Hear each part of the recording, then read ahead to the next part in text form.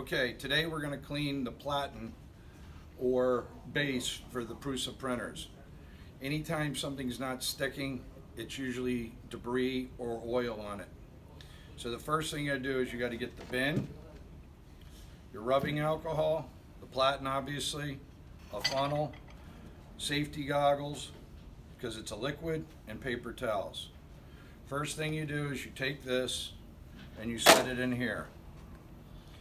Then you put on your safety goggles and you pour a generous amount so it's fully covered with alcohol and let it soak for 10 minutes. After 10 minutes, we're going to come back with the paper towels, pick this up by a corner and wipe it, get all the debris off of it, only holding it by the corners, and then we're going to take it back and put it on the printer. Once that's done, we're going to get a classmate to hold this. See how it tips over? And we're going to go to the sink and we're going to set this in the sink, and one person's going to hold this and the other person, both wearing goggles, is going to pour it back in there. We can recycle this.